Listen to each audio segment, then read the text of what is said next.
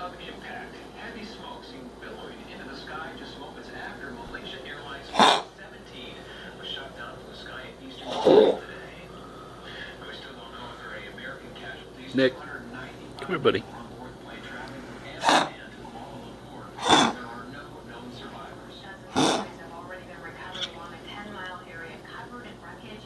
Hundreds more are still Good little Nick.